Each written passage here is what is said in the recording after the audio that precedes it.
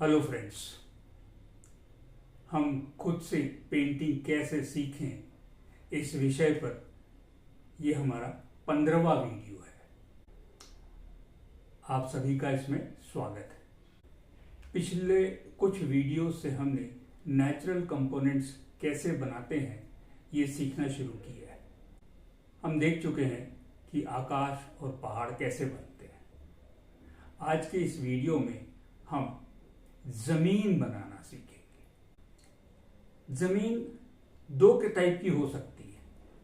एक जो नेचुरल होती है, प्रकृति ने जैसी बनाई है वैसी ही, और दूसरी वो जमीनें हम देखते हैं जिनको इंसान तैयार करता है अपनी जरूरतों के हिसाब से।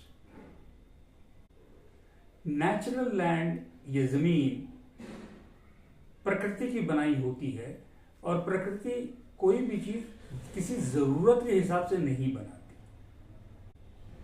इस पृथ्वी के बनते समय जो कुछ भी उथल पुथल हुई उसी से ये हमारी नेचुरल जमीन बनी है, और वो उथल पुथल आज भी हमें दिखती है। ऊबड़ खाबड़ समतल मैदान, उतार चढ़ाई जो कभी कभी पहाड़ तक बन जाते हैं। यानी जमीन, नेचुरल जमीन कैसी भी हो सकती है। इसी प्राकृतिक जमीन को जब इंसान किसी खास उपयोग के लिए बनाता है तो वह उसे अपनी जरूरत के हिसाब से फ्लैट करता है, समतल करता है या खोदता है।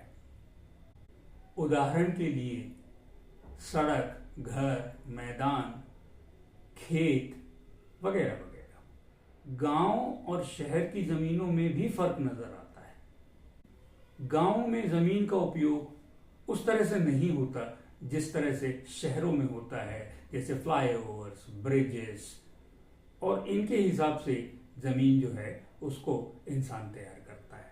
और वो डिफरेंस भी जैसे मैन मेड कंपोनेंट और नेचुरल कंपोनेंट में साफ दिखता है, वैसे ही यहां भी नजर आता है। जमीन यानी मिट्टी, इसके कई रंग हो सकते हैं, जैसे काला, भूरा, पीला, चॉकलेटी, गुलाबी, ये सब अर्दन कलर्स कहलाते हैं। पर याद रखें, मिट्टी में चटकीला लाल या चटकीला पीला या नीला ऐसे रंग नहीं मिलते। मैदान हरा दिखता है, पर वो क्योंकि उसके ऊपर उगी हुई घास जो है वो उसे ग्रीनिश दिखाती है। तो चलें अब इन दोनों तरह की जमीनों को हम बना के देखते हैं। तो फ्रेंड्स, हमने अपना फ्रेम सेलेक्ट कर लिया है और उसको पेस्ट कर लिया है। यहाँ पर मैंने आड़ी फ्रेम सेलेक्ट करी है क्योंकि ये हम एक लैंडस्केप बनाने वाले हैं। हम सीख ही लैंड रहे हैं, तो लैंडस्केप के लिए मैंने आड़ी फ्रेम ली। अब इसमें एक इम्पॉर्टेंट पार्ट ये रहता है कि पहले हम कागज़ के ऊपर पानी लगा लेते हैं। यहाँ पर ये जो मैं वीडियो बना रहा हूँ ये मैं डे लाइट में बना रहा हूँ।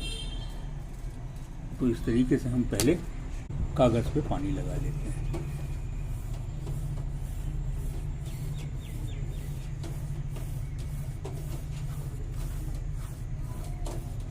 अब ये पानी हमारा इस पे लग गया है। अब हम अपनी होराइजन लाइन प्लान करते हैं, क्योंकि लैंडस्केप अगर बन रहा है तो नीचे जमीन होगी, फिर होराइजन लाइन होगी, फिर आकाश होगा। तो होराइजन लाइन हमारी कहाँ होनी चाहिए? अगर हम आकाश की तरफ कुछ कारण से किसी ऊंची चीज को देखने के लिए अगर ऊपर की तरफ देख रहे हैं, तब हमारा जो स्काई होगा वो सेंटर लाइन से थोड़ा नीचे आएगा। हम आकाश ज़्यादा देखेंगे, ज़मीन कम दिखेगी हमको। लेकिन यहाँ पर क्योंकि हम लैंड्स सीख रहे हैं, इसलिए मैं होराइजन लाइन को सेंटर में ही रखूंगा। ज़मीन अगर हम बना रहे हैं तो हमको अर्दन कलर्स लेने चाहिए या ज़मीन के रंग लेने चाहिए। ज़मीन के लिए हम अर्दन कलर्स लेते हैं जैसे येलो ओकर हो सकता है, रॉ सिएन्ना हो सकता है, बर्न सिएन्ना हो सकता है, और इस तरीके से रंग होते हैं। तो सबसे पहले हम ज़मीन का एरिया पेंट करते हैं। उसके लिए मैं रॉ सिएन्ना लेता हूँ और यहाँ हल्का सा मिक्स करता हूँ और एक स्ट्रेट लाइन सेंटर में मैं लेता हूँ। ये देखिए इस तरीके से। एक्चुअली ज़मीन बनाना बहुत आसान है, इसमें आपको थोड़ी कल्पना करनी होती है। ज़मीन बनाने के लिए कॉपी करने की ज़रूरत नहीं होती। हमारा जो ब्रश स्ट्रोक है वही सारी ट्रिक्स पैदा करता है। अब देखिए, मैं ये दूर की जो ज़मीन बना रहा हूँ, जो हॉराइजन लाइन की तरफ है, मेरा ब्रश जो है वो स्ट्रेट आड़ा चल रहा है, बिल्कुल स्ट्रेट चल रहा है, ये देखें। लेकिन जैसे जैसे मैं पास की तरफ आता हूँ, फोरग्राउंड की तरफ आता हूँ, तब मेरा हाथ जो है वो ब्रशेस जो हैं वो थोड़े से झुकते हैं, इस तरह झुकते हैं। इधर झुकेगा, इधर झुकेगा, इधर झुकेगा, इधर झुकेगा। इस तरीके से अगर हम काम करते हैं तब हम क्या करते हैं, ज़मीन के उतार और चढ़ाव बना रहे हैं, स्लोप्स, अप्स, ये हम बना रहे हैं।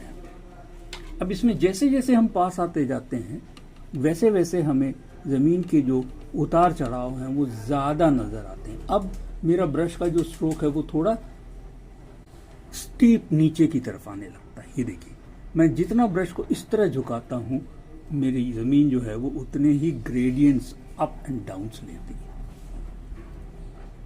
ये देखें इस तरीके से। तो जितना दूर हम देखेंगे वहां पर वो ज़मीन हमें फ्लैट नज़र आती है, लेकिन जैसे जैसे हम पास आते हैं हमें ग्रेडियंट्स जो है ग्राउंड के वो नज़र आने लगते हैं। अब आप देखेंगे कि यहाँ पर आपको उतार चढ़ाव करते करते करते लास्ट तक वो फ्लैटन हो गया।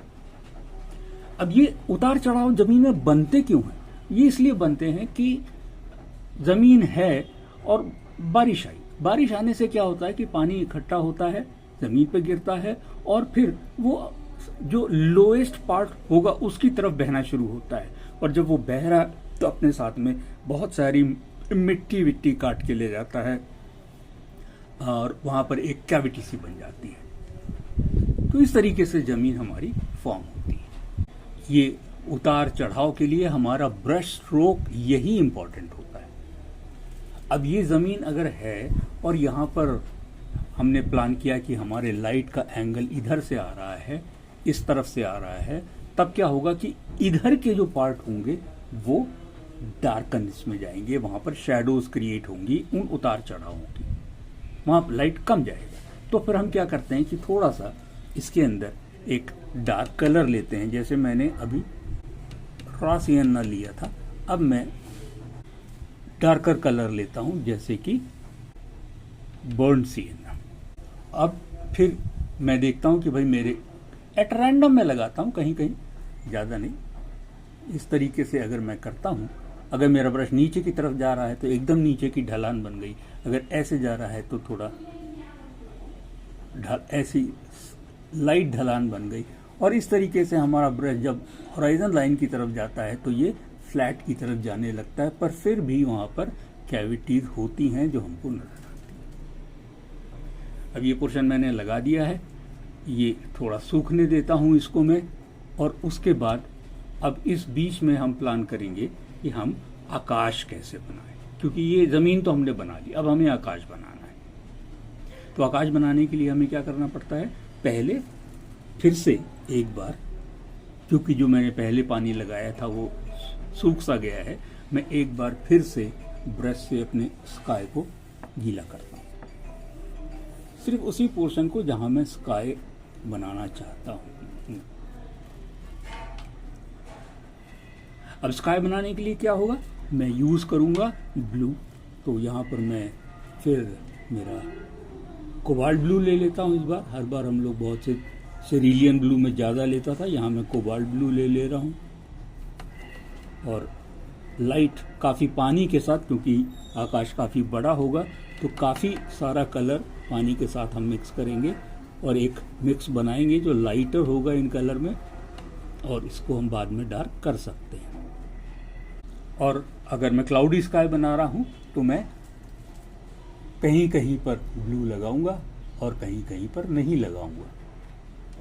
अब इसका स्काई में भी एक बड़े मज़े की बात आप देखें कि अगर आप अपने ब्रश को इस एंगल में सेंटर की तरफ इस तरीके से उतारते हैं, तब आप एक ऐसा स्काई क्रिएट करते हैं जैसे आप दूर तक देख रहे हैं। ये देखें इस तरीके से। कहीं कहीं पे मैं वाइट छोड़ दे रहा हूँ क्लाउड्स के लिए, और इस तरीके से हमारा ये क्लाउड्स स्काई बनना शुरू होता है। और यहाँ पर भी आप देखेंगे कि जो पास के बादल हैं वो काफ़ी बड़े हैं, और जो दूर जा रहे हैं वो इस तरीके से हमारा एक पर्सपेक्टिव क्रिएट हो रहा है स्काई में भी। ये देखें, अब ये ब्लू अगर इसके ऊपर जाएगा तो ये थोड़ा सा ग्रीनिश टिंज पैदा करेगा और उससे भी एक अच्छा इफेक्ट आएगा। फिर मैं यहाँ पे देखता हूँ थोड़ा सा एक बार और कुछ सिलेक्टेड जगहों के ऊपर मैं अपना ब्लू थोड़ा ज़्यादा करता हूँ। ये देखें इस तरीके से।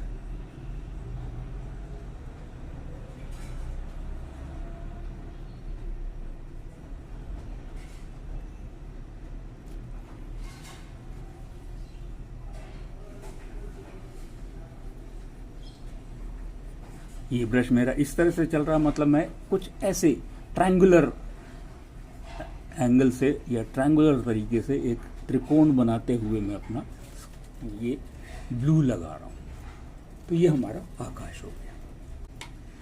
अब इसके बाद हम फिर आते हैं जमीन की तरफ। यहां पर हम देखें कि ये जो है थोड़ा पानी सूख सा गया होगा, नहीं अभी सूखना बाकी है। अब देखिए, जब तक हम ये कल्पना कर रहे थे, अपने लैंड के डार्क पैचेस को ढूंढ रहे थे, उस बीच में ये कागज थोड़ा सूख गया और एक हल्की सी डैम्पनेस रह गई है। तो यही होता है जब वाटर कलर हम करते हैं कि थोड़े समय बाद कागज इतना सूख जाता है कि कलर बहुत ज़्यादा एक दूसरे में गड़बड़ ना हो। अब यहाँ पर मैंने देखा, मतलब वैसे तो ज़्यादा दिमाग लगाने, ये साफ नज़र ही आ रहे हैं। अगर मैं कहता हूँ कि लाइट इधर से आ रहा है तो इस पैच के ऊपर मैं एक डार्कर कलर डाल रहा हूँ। ये मैंने एक वॉयलेट कलर बनाया है जो हल्का शैडो क्रिएट करता है। ये देखिए, बहुत ही सोच के हिसाब से मैं यहाँ पर ये वॉयलेट कलर डाल रहा हूँ। ये देखें, तो जमीन में पानी बहने के बाद कई बार ऐसा होता है कि कुछ पत्थर जो हैं वो खुल जाते हैं, वो साफ नजर आते हैं। तो वही चीज यहाँ हो गई। ये देखें,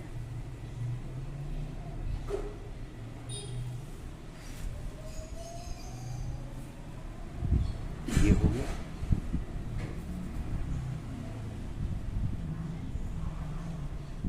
तो ये वहीं जमीन में उगे, मतलब उस एरिया में थोड़े से पथरीली एरिया भी बन गए।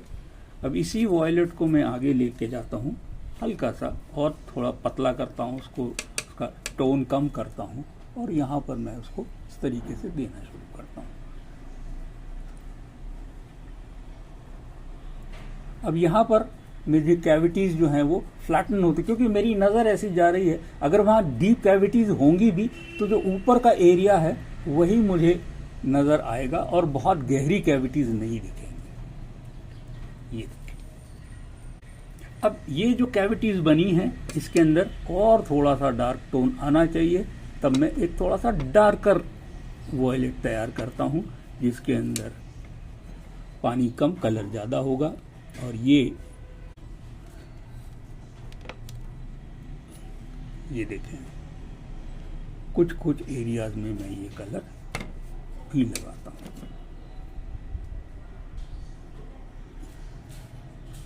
इससे क्या होगा कि मेरे जो पत्थर हैं वो शार्प नज़र आने लगेंगे और लाइट एंड शैडो का कंट्रास्ट अच्छा बनेगा।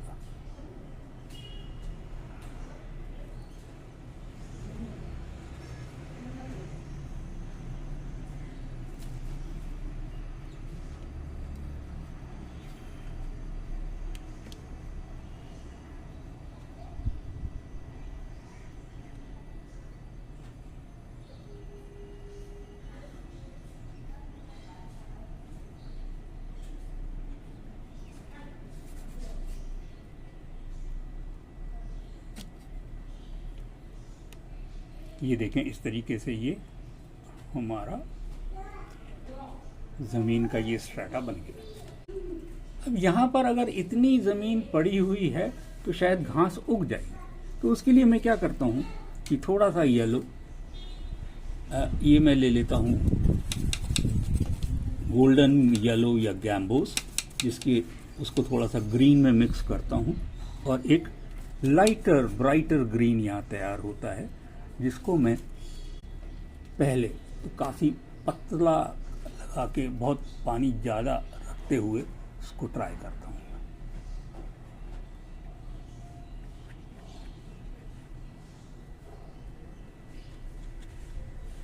चलिए, यहाँ कुछ घास हो गया, कुछ वेजिटेशन हो गया।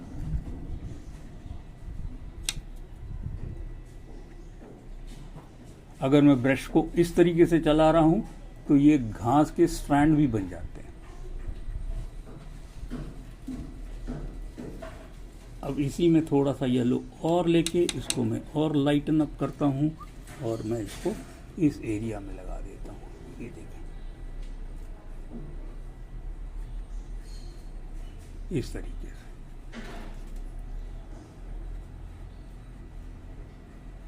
ये देखिए, अब ये एरिया है, यहाँ पर भी हल्की फुल्की घास हो सकती है, तो मैंने यहाँ पर भी थोड़ा सा ग्रीन यूज़ किया। ये देखें, ये यहाँ भी कुछ ग्रासी एरिया बन गया, एक बुश बन गया है ना, यहाँ भी एक बुश बन जाएगा।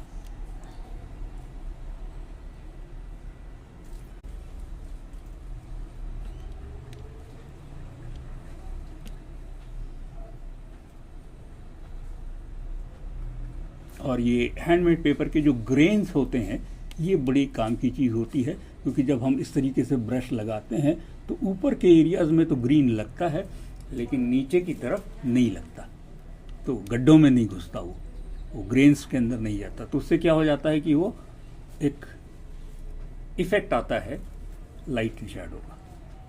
ये हो गया। अब इसके बाद हम इसमें थोड़ा सा डार्कर ग्रीन भी ट्राई करते हैं। जैसे मैंने यहाँ पे डार्क ग्रीन लिया, दिस इज हुकर्स ग्रीन, और इसको मैं इस एरिया में लगा देता हूँ। यहाँ नीचे की तरफ शैडो थोड़ी ज़्यादा होंगी।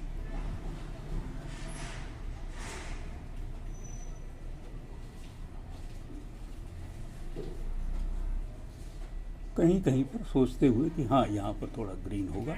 ये डार्क लगाने से क्या होता है कि जो लाइट पोर्शन है वो और उठ के आ जाता है, सो वो भी उसका एक यूज़ है। अब इसको मैं थोड़ा सा और डार्क करता हूँ, उसके लिए मैं इस ग्रीन में थोड़ा ब्लू मिलाता हूँ। काफ़ी डार्क हो गया है ये। और अब मैं यहाँ आता हूँ, ये देखें आप,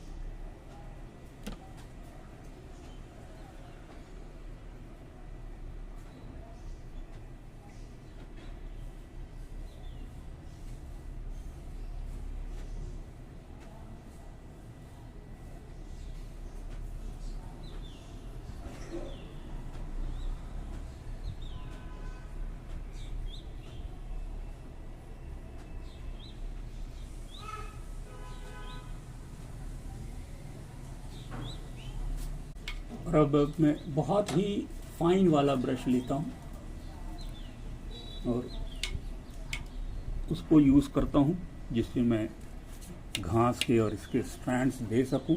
ये देखें,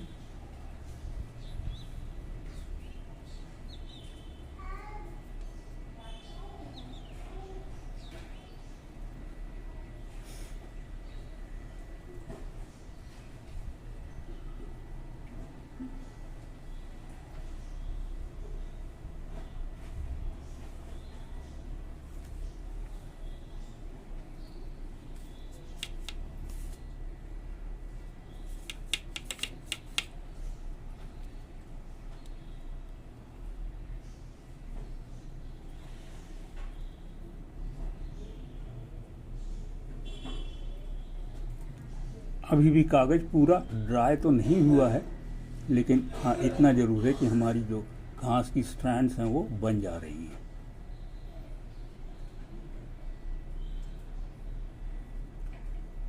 देखिए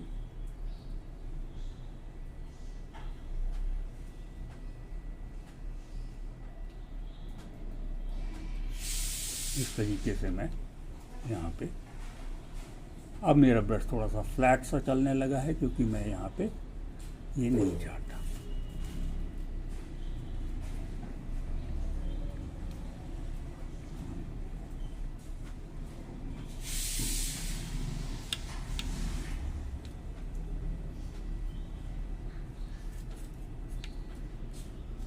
अब इसी ग्रीन में मैंने थोड़ा सा और जो पर्पल मिक्स किया था वो भी ऐड कर दिया, तो उससे क्या हुआ कि यहाँ पर एक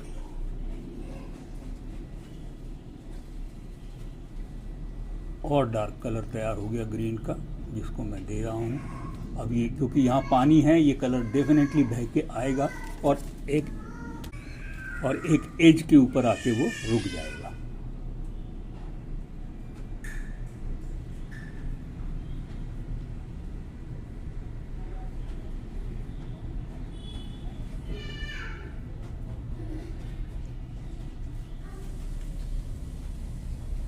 देखिए ये ज़मीन हमारी बन गई।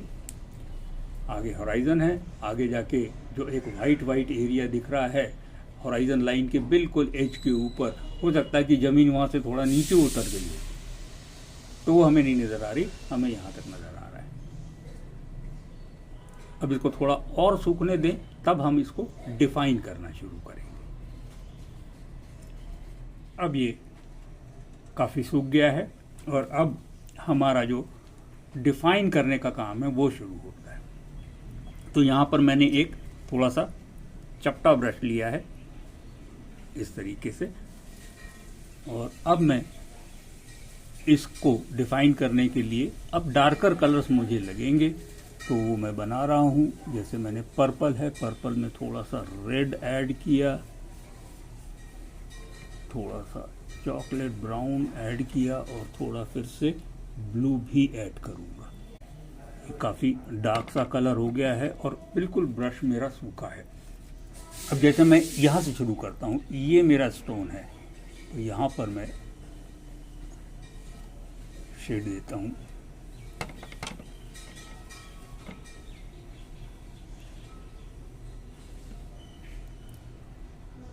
क्योंकि लाइट इधर से आ रहा है तो इस तरफ थोड़ा अंधेरा सा रहेगा। ये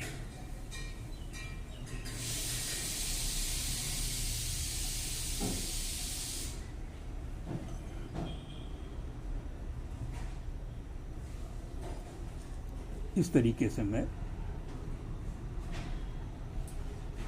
इन पत्थरों को शेडिंग दे रहा हूं।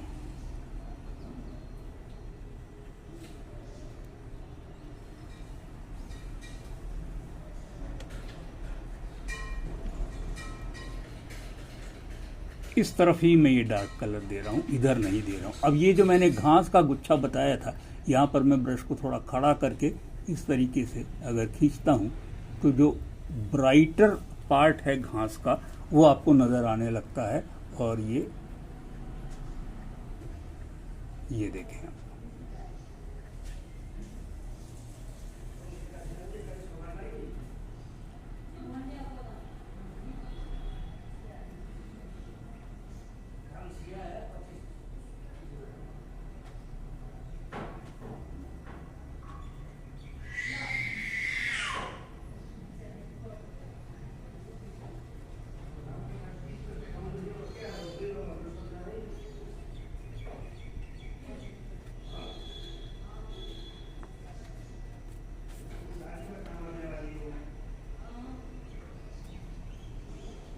और ये आप देखेंगे कि पत्थर का जो एक कैरेक्टर होता है ऊबड़ खाबड़, वो भी इन ग्रेन्स के मारे, क्योंकि मैं बहुत ही सॉफ्ट तरीके से ब्रश यहाँ लगा रहा हूँ, तो वो भी आने लगता है।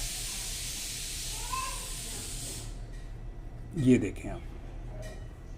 इस तरीके से हम डार्क एंड लाइट करके इनको, अब ये घास का जो ये एरिया है यहाँ पर मैं थोड़ा सा ग्रीन लेता हूँ, काफ़ी ड्राई है ये, और इस ब्रश को मैं इस तरीके से ऊपर की तरफ ड्रैग करता हूँ, ये देखिए, लेकिन नीचे एक बड़ी शार्प लाइन इस पत्थर के लिए छोड़ देता हूँ।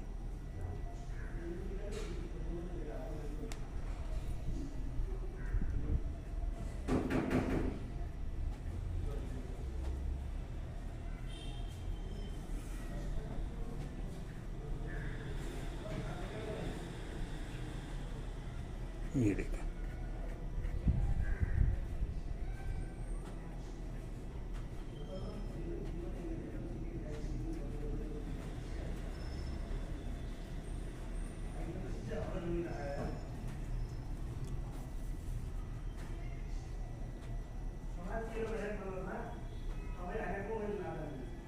इस तरीके से हम एक एक पत्थर को डिफाइन कर सकते हैं, उभार सकते हैं, निकाल सकते हैं, और ये हो जाता है।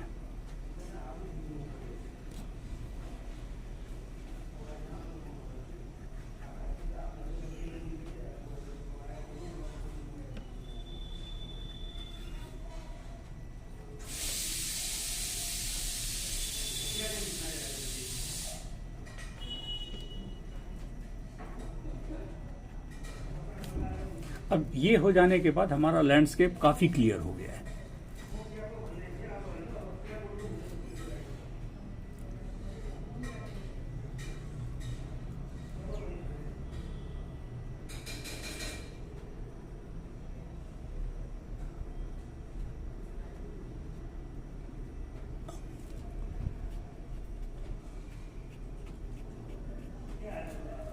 अब इसके ऊपर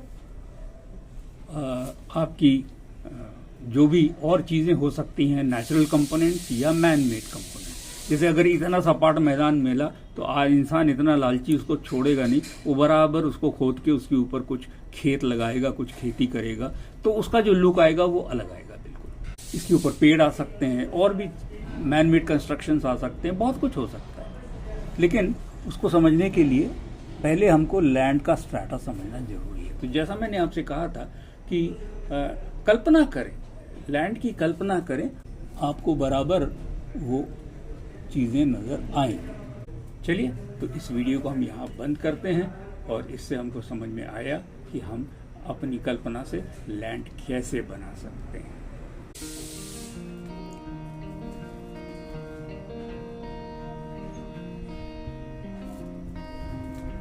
ठीक है, तो चलिए, thank you very much for watching this video.